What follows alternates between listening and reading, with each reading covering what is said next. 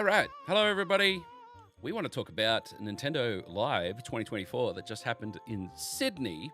I was thinking about making a, lovely reel of cool things that looked cool and all that sort of stuff. But there's so many of those already out there. I just want to talk about the event itself because a lot of people didn't get to go for reasons we'll go over shortly. And a lot of people wanted to go, and there's actually a little bit to talk about here. So basically, we're just going to go over my experience. Then we're going to talk about the good stuff, and then we're going to talk about some bad stuff. There is a little bit of bad stuff, but we'll get to that. And yeah, we're just going to keep it casual because it was a kind of a casual event is probably the best way to put it. So for those who don't know, Nintendo Live 2024 is a celebration of all things Nintendo. It's not like an industry event or like a streamer event or anything like that. It's all about just being fans of Nintendo. It's essentially like going to like a theme park kind of thing where you just like go see Nintendo characters and stuff like that. And being very Nintendo, the only way you could go and see the event was through a lottery system. So basically they announced the dates, they announced the time that you can enter your interest in going to the event essentially. And then they would send you an email saying you've made it or you didn't make it. Which is to keep it fair, I guess, because it's not first in, best dressed. It's not whoever, has the fastest internet connection or has the inside track to get the ticket gets the ticket. And it's also free. So it's just a lottery system, essentially, to get it. And that's neither here or there. I don't think it's necessarily a good or bad thing. I just think it's a Nintendo thing, and that's how they do it. So talking about my experiences, I was lucky to get tickets for the Saturday. I'm in Melbourne, so I flew up to Sydney Saturday morning and rocked up. I did get my warp pipe. It's like a time, like it's a slot to enter the show, and this will be a common theme for the event itself. So basically, again, another lottery system essentially. This one was more like you just have to buy your slot, and it sells out first, whatever. So in my case, because I wanted to go make content for the full day, I wanted to go first up. So as soon as tickets were available, I got my 10 a.m. slot, which is the first slot for the day. And that basically means that I can enter the show at 10 a.m. and I get to line up with the people that go in at 10 a.m. and so on. And I believe it was like there's an 11 and 12, and I think it went all the way to like 3 p.m. or something like that to get your warp pipe access. So turning up on the day, I went into the convention center, was greeted and basically told, yep, you've got warp pipe, get in this line. This line took me to the entry to the line room. I know, a line to the line room, and this is going to be a common theme as well. They checked my warp pipe. They said, yep, you're in, go in. You go inside to the line room, biggest freaking line room I've ever seen. And mainly because it's like, it wasn't full of people waiting. It was full of lines, like just moving. It was like Snake. It was like playing Snake. It was wild. But so first line takes me up to get my bag checked. I didn't have a bag, so it was fine. My next line took me to get my wristband and my ticket scanned and my goodie bag. And then then there was another line to the area where it was like little pens to basically get ready to go into the event. So it was a warp pipe line, get your bag checked line, get your ticket scan line, and then a line to the line that takes you in to the show. It sounds like a lot, and it is, but it was always moving, and like the wait wasn't that long. I was early, like I was 20 minutes early, and like I had to wait 20 minutes, and then I was in. But once you get into that, very open, very spacious. They were using the space really well organized. I just immediately just like went around, cut a lap, caught up with some friends who were also lucky enough to attend that day, a few content buddies. We're gonna work on making some content together as content creators do. And just the scale of some of these stands was huge. And it's obvious that like it's the Nintendo event. Nintendo can do whatever they want in it. So they just put giant stands there because they don't have to pay for the space because they paid for the whole space, right? Lots of cool photo ops was the first thing I noticed. And also a giant line right down the middle of the space. And when I asked one of the staff members there, what's the story? They're like, merch. It's the merch line. There was people that went from line to line to line to line to the merch line. And when it's a merch line, the way the merch works is you go line up to get a ticket that gives you a time slot to come line up to go get the merch. But we'll go into that more. But I don't know who's counting, but many lines. to get that merch. That your day has started and you've spent an hour in lines to get merch. But we'll get over that in a second. Other things about the event: lots of spaced out areas, lots of hands-on games, very definitely family focused kind of thing. And like you can get hands-on with like they had Mario Wonder, they had Princess Peach, they had Kirby, Splatoon, Zelda, like they pretty much every property that they've had, except for no Donkey Kong. But I don't know anything reason why that would be the case, but just zero Donkey Kong or Samus. Anyway, Switch Sports, they you name it, they had it. Animal Crossing, which was all really cool. So you could basically walk around, take a lot of photos, lots of big walls and lots of cool stuff. It's like if it was an Instagrammer's dream. They could have almost just opened it without any hands-on stuff and just let a fleet of Instagrammers go through and take photos, and it would have been a great time because that's all they really wanted to do anyway. But that's not the go. The aim of this event is like a Nintendo fan of all ages rocks up, comes in, gets hands-on, sees all these people in cool cosplay or cool merch, and like just has a fun Nintendo day. That's the aim here. It's nothing more than that.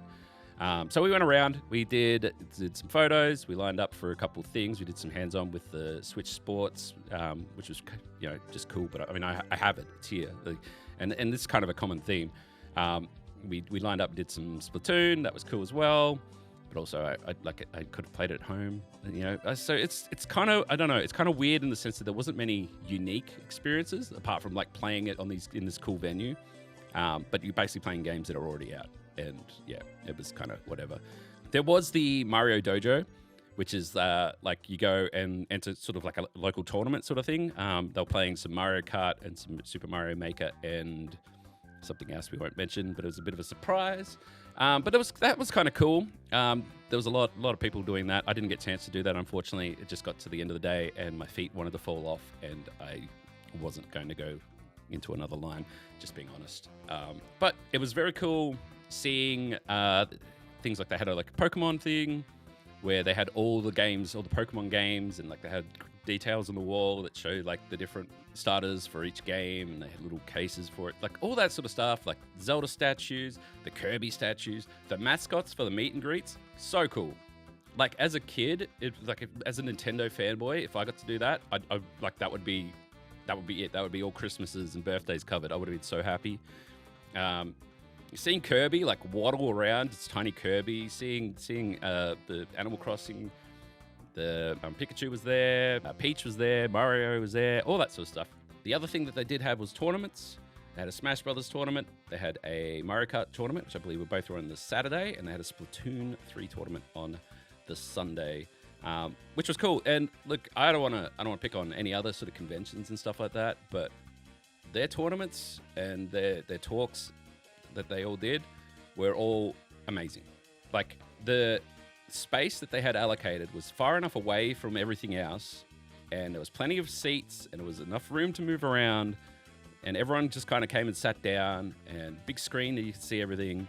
There was no problem. There was no queuing up for a space to see in any of the talks or anything like that. You could pretty much just go and sit down and chill out and see everything, and it was great. And it was also live streamed on the YouTube channel, which is just wild that all this was just working.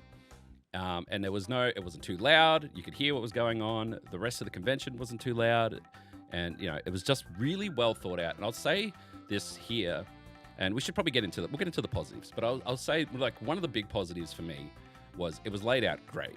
Like there was more than enough room to move. I think when the merch queues got a little bit crazy, they moved them into the queue room, which just opened up the entire space so well. But like there was at no point did I feel like, oh shit, I can't get anywhere. I can't move through this crowd or anything. It was always easy to get around, easy to do, and really well thought out. So the layout of the actual building and the convention itself, great, excellent, big plus. The other big plus is staff. There was so much staff. Like they were everywhere. You couldn't, like maybe more staff than people. I don't know. I'm joking. I don't know. That's definitely not the case. But like so helpful as well. Just constantly like, oh, you're having a good time. Do you need this? Do you need anything? Have you come? Do you want to come check this out? You're in the right line. All that. And look, sometimes And I'm not going to go into detail, but maybe I was like in the wrong line, or maybe doing something that maybe a little bit cheeky and not necessarily above board. And I was never like kicked out or told to go out or get anything like that. They're just like, nah, man, I'll look after you. It's fine. You're not causing any trouble. Just come this way. We'll go through here or whatever. Like, they were always keen to be flexible, to be helped, keep that positive energy and all that sort of stuff. So that was great. I thought that was excellent. All the stands and everything else, and like the way that they managed the queue times were it's kind of a frustrating because you didn't know, but knowing now it wouldn't be so bad. But it was like, if Pikachu's showing up at 4:30, and like they'll have a sign and it'll say Pikachu's here at 11, 1, 2, 4:30, whatever. And like, you just have to be there half an hour before. I think the problem that they kind of ran into halfway through the day is that people had figured this out, and half an hour before was when the line was capped. So then people would rock up at 4:30 expecting to see Pikachu, and instead see a line that has a sign at the end of it saying, it's done, no more. And that's just how it is. But I'll sort of get into a little bit of that in a minute. But the size and the scope of all the photo ops, the stands, everything else, really cool. And like, they didn't skimp. Plenty of room to move around. Lots of screens. Like, if you went to line up to play a game or go hands-on with a game, you would maybe line up probably half an hour to maybe an hour max if you're like, I don't know, doing something that was very popular at the time. But because there was always something else going on, so like, there's a Pikachu meetup, or there's a Mario and Luigi meetup, or there's always like another line going on. It would always kind of split the audience. And split the people. So there's never like a huge line. And every time that you were in a line, like I did the warp pipe, you get the photo taken in the warp pipe, really cringy, it's great. Like, the line was quite big, but 10 minutes. It was 10 minutes, but done, we're good. So really cool. All that stuff's really great. So overall, the layout, the staff, the lines, all that sort of stuff, the way that everything was managed in that capacity, excellent. And there's so much to see and do, and it's all very big and wonderful and really, kind of magical. Particularly if you're a kid, amazing. Like, that's like amazing. You'd be telling everyone, Also, another great thing, Charles Martinet, just what a guy. I mean, I sat down on his talk where where everyone sat down and he did his sort of little talk interview thing. And so positive, so wholesome, so just full of like saying the right things, just inspiring in a lot of ways. Such a great ambassador to have, and just owned the audience. And like, they did Q&As, and there were some very Australian questions asked, and he was on top of it all. He was on fire. And he did a heap of meet and greets as well, where you get your photos with him. He was doing the wahoos and stuff like that. Very cool. Like, it was just cool. And I think that in particular is probably for that older audience. I don't think like children really care about who's voiced Mario, for so long. But definitely there was a lot of older people who were there getting real nostalgic about it. And it was just cool to see. It was really cool to see. So, but yeah, let's talk about some of the downsides, and there's a couple, and there's some that have just seemed really kind of obvious. And I will prefix this with saying I had a great time. Like, it was so good. I had such a good time. They would have to like break my kneecaps or something to really ruin it for me, because it was just such a Nintendo day. It was great. So first thing, food and drink. What was going on with that? Like, they had water coolers at some of the entry points, and you could just get like a cup of water, but there was no cafe, there was no food, there was nothing. You had to kind of leave the venue if you wanted to buy anything, and then at the same time, like, you had to go to vending machines if you were in the venue area, like not even in the actual convention. So you'd go to the convention lobby to a vending machine if you wanted food and drink, sort of thing, that's not a cup of water. And then you'd have to leave the building if you want to go to like a cafe and get some hot chips or something like that. Which is kind of like, I can kind of understand that it's not thought about in the sense that they kind of think that you come in at 10 a.m. and you're done by midday and you leave. But there was definitely a lot of people, myself included, who came in at 10 a.m. and didn't leave. And it's like getting real hungry by the end of the day. It just seemed like just a missed opportunity. They could have put something in there, just something to feed. I guess that there's probably a little bit more I'm not a convention organizer or stuff like that. It just seemed silly that there wasn't drinks and food. Just simple stuff like that. And I get that they want to rotate people through the building. There's more people coming in at different warp times and whatever, but nah, that ain't chief. That ain't it. It was the smart ones brought snacks. That's pretty much it. So that's that. Merchandise is kind of a mixed bag, and we'll talk about some merch stuff. I have some. So I got some plushies here, which are all very cool. You know, little Shy Guy, little Squidman, a Pickman, Kirby, and the Bomb. I brought these from the merch store, but the only reason that I even attempted to go to the merch store is because my friend who was there did the lineup, got the ticket to get the time slot to go in, and I just went in with them. That was the only way that I got in there. And we did, so they had different times to line up to get the time slot. This is the line thing, which we'll get to in a second.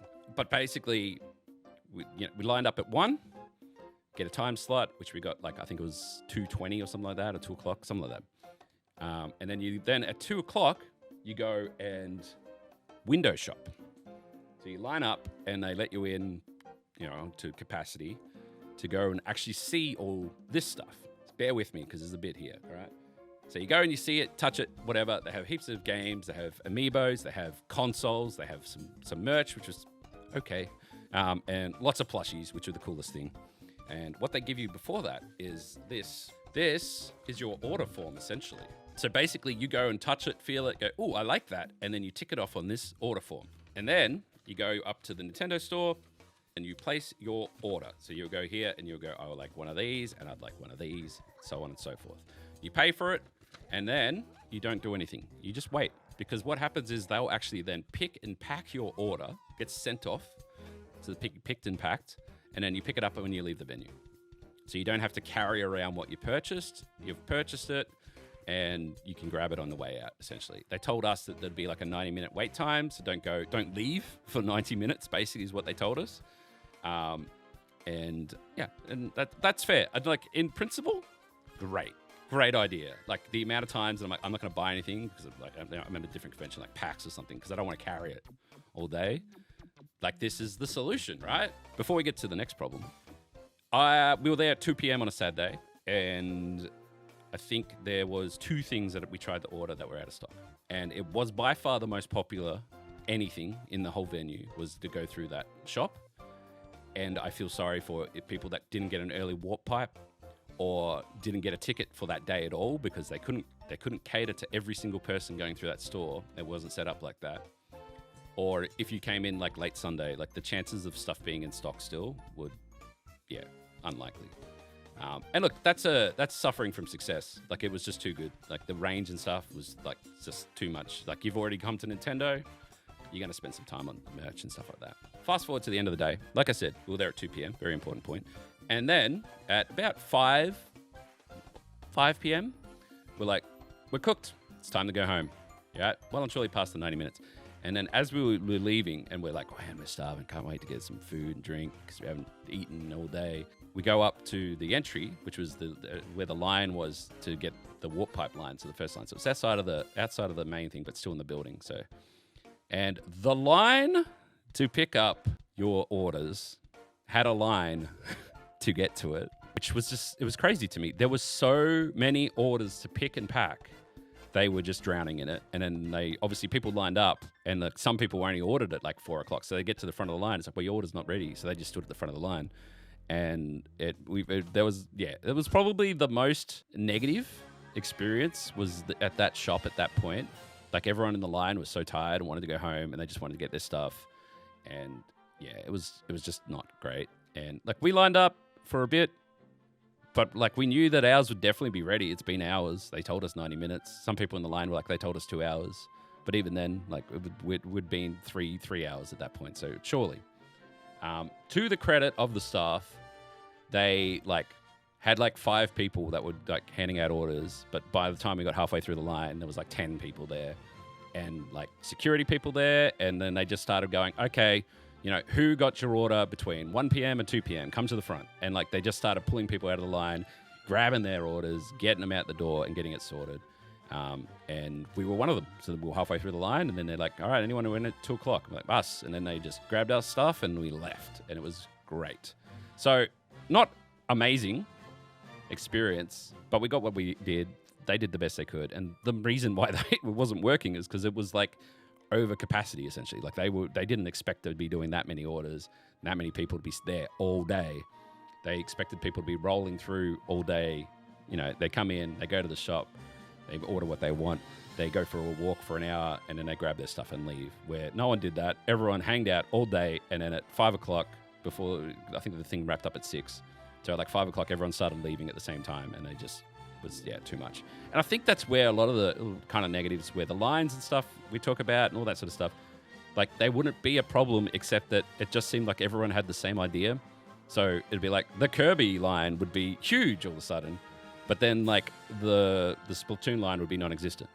And like there was just that kind of thing where just people tend to go to the same spots at the same time. I don't know. It's just a feeling where it's just a little bit heavily stacked in one way or another. So, but like that's pretty much it. Like if I was to say anything more, sort of around kind of things that might be better or changed and stuff like that. I mean, if they had a cafe, they had a way to eat and drink and sit down, more people would stay for longer. But I don't think that's the problem they wanted to solve. I think they wanted people to come in, do the rounds, and then leave. So, you know, there wasn't anywhere really to sit down or chill out or do anything like that. The only other thing, and I just want to, it's not really a gripe. It's more of like a suggestion and stuff like that. But the cosplayers were amazing. Like the amount of just people that were doing their best Mario or best Zelda, or, you know, there was some very unique kind of looking characters there as well. Those were amazing. And it's a feature. Like it's not like, hey, you know, oh, if cosplayers turn up, whatever, that'd be great. But no, it's a feature. Like you should be bringing in creators, bringing in cosplayers and performers and stuff like that, getting them dressed up and getting them to walk around. Like it's cool, the meet and greets and whatever like that, but it's just the atmosphere of having like passionate people there in like Nintendo costumes and stuff like that. Was like it was there, but like there was there on luck. Like they had to get in the lottery system to get there and do that, where you could have brought in a heap of cosplayers and did some cool like community meetup stuff or whatever, and do a bit more community focused stuff, because at the end of the day, it kind of felt like you're just walking through a giant Nintendo shop, which isn't a bad thing. Like I said, had a great time, but would have been cooler to do that. But look, at the end of the day, cool venue. A lot of fun, some really cool stuff. As a content creator, lots of stuff to take pictures of, and like I was eating well. Like I was taking so many pictures of all these cool stuff, and like standing with the mascots and taking pictures and whatever. Really cool. Would have liked to see a little bit more. Like there was the Pokemon stuff kind of there, and like, but it was very Switch focused. It would have been cool to be like a little bit more like Nintendo history, maybe some retro consoles. A little bit more, that sort of stuff would have been really cool. Of course, if they had new stuff to show off, that would be cool too. But I understand it's not an industry thing. It's for like families and stuff like that to come through and have a Nintendo day. So overall, it was free. And it was good. And they did give us some loot. I'll show you some more loot. How's this? So, you know, we got little Pokemon. I think it's like a sticker. And it's got some little code here for something. More codes for rewards and stuff from my Nintendo Club. We got stickers from all these guys here as well. The pins. People seem to be really excited about the pins. And this is probably the coolest thing, I think, is the coin itself. This is free. Like, it's free. If you lived in Sydney and you won the lottery and got in there, it was a free day, which is a lot to be said for accessibility to everyone. Like, anyone could have gone. Obviously, a little bit different when I'm from Melbourne and had to travel. But, so yeah, it was a really cool day. And for me as a content creator and a gamer, I had an absolute ball. And I know there's a lot of Nintendo fans out there. Would have loved to be there as well. Yeah, I hope Nintendo just keep doing this sort of stuff. And I hope other companies also look at it and go, we can do that sort of stuff as well. Because it's cool. And yeah, I had a good time, despite the lines. And well thought out event. And hopefully we get more in the future. So, be your hero. And thank you for playing my game. Incredible. What a wonderful way to finish. thank you so much. Enjoy the rest of your weekend. Thank you very much. And the festival. Thank you, Charles. Thanks, that's it. Wahoo!